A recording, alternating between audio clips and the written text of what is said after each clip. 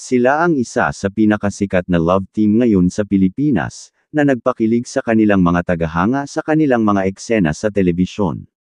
Ngayon naman ay alamin natin kung ano nga ba ang kanilang mga naipundar gaya ng bahay, sasakyan, mga negosyo at net worth nila ngayon 2024.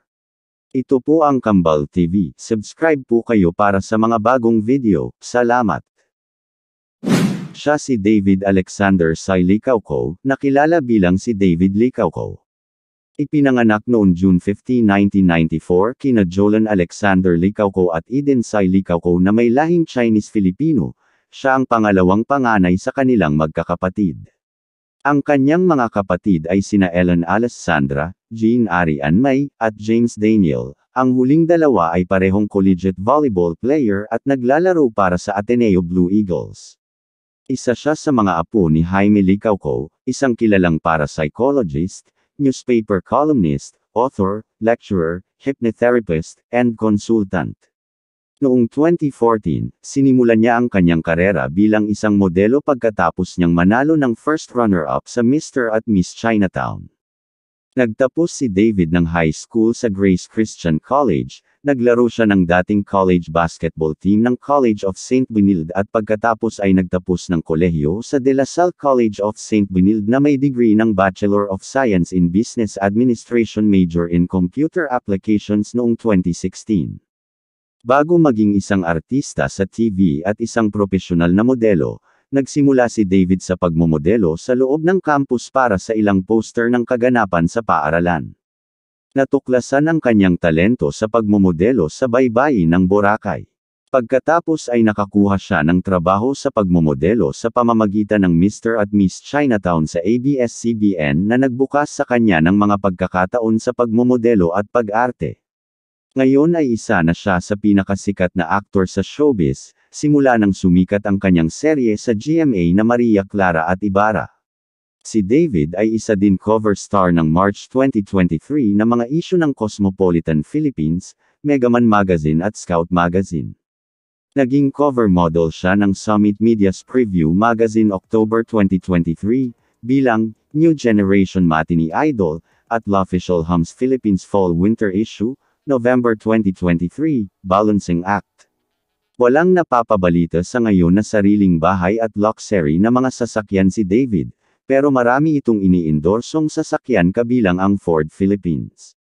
Pero napakarami naman itong mga negosyo, dahil na rin sa kanyang pamilya na sila ang nag-inspired sa kanya kung paano maging businessman. May ilang mga negosyo ang kanyang pamilya. Ilang dito ay ang fast food franchise, gas station, at trucking business. Ang kanyang kauna-unahang business venture, ang Alpha Fitness Club Gym sa Taft Avenue, Manila, at Milk Tea Place. Nag-invest siya sa bangko, sa boxing gym, at ngayon, ay Milk Tea Place sa probinsya. Ibinahagi ni David na pumasok siya sa mga culinary ventures dahil ang kanyang ina ay nasa franchising at 15 taon na siyang nagpapatakbo ng mga franchise na restaurant. Noong 2019, sinabi ni David na mayroon din siyang unang business franchise ng isang Turk's shawarma stall sa Valenzuela City. Pangalawa ay ang Sobra Comfort Food na isang online food delivery na nagsimula noon pandemya, at isang online na tindahan ng burger na 25th Burgers. Hindi tumigil si David sa tatlong konsepto ng pagkain. Noong November pa lang, binuksan niya ang Kuya Korea, isa din online store na nagde-deliver ng mga Korean bowl at manok. Ang negosyong ito ay naisip niya matapos magsara ang kanyang Milk Tea Place sa Valenzuela City, kaya naisipan niyang lumikha ng isang bagay na maaaring ma-franchise. Mismong ang aktor ang nagmamay-ari ng Kuya Korea, isang casual na restaurant sa Quezon City na nagsiserve ng Korean food, kasama ang Sobra Cafe sa Alabang na nagsiserve ng Filipino comfort food, at isang construction company.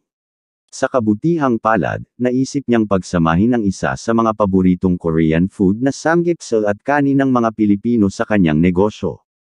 Ibinahagi niya na napaka-hands-on niya para sa negosyong iyon to the point na siya mismo ang nagde-deliver ng pagkain sa customers.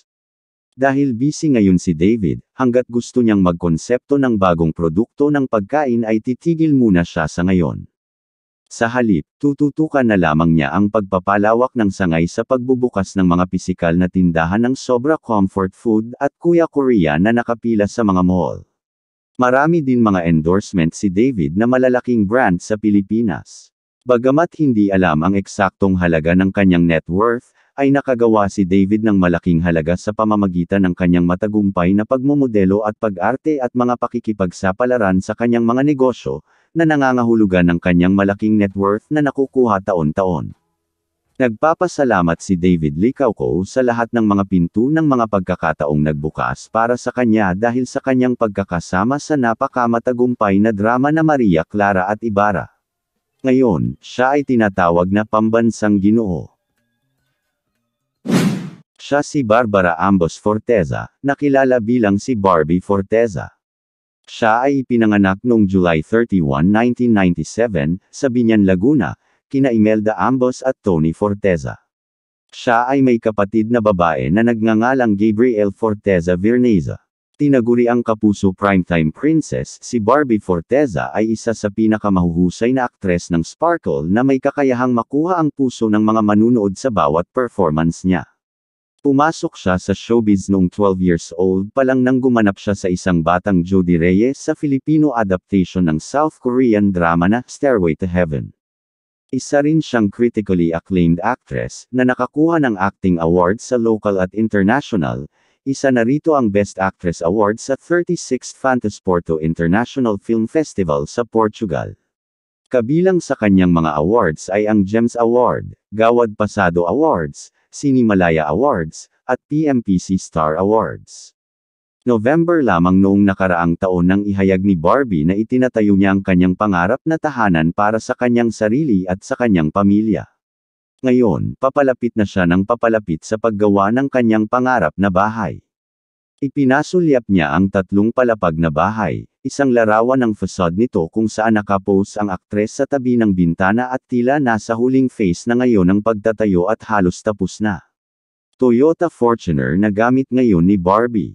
Pero mukhang pinag-iipunan nga ni Barbie na bumili ng luxury car, matapos mag-post ang kanyang tatay sa social media na picture na nasa tabi siya ng isang luxury car. Nang tanungin kung bibili ay ang sagot nito ay, nag-i-inquire pa lang po. Ang maganda kay Barbie, matipid din siya at obvious na hindi maluho. Mukhang wala naman nababalitaan na mga negosyo ni Barbie. Pero ibinunyag ni David Licauco ang kanyang pagsisikap na hikayatin ang kanyang on-screen partner na si Barbie na makipagsapalaran sa entrepreneurship o magkaroon ng negosyo. Batay sa kanyang sariling karanasan sa pamamahala ng 3 establishmento, binigyang diin ni David ang kahalagahan ng pag-iba-iba ng mga daloy ng kinikita para sa katatagan ng pananalapi.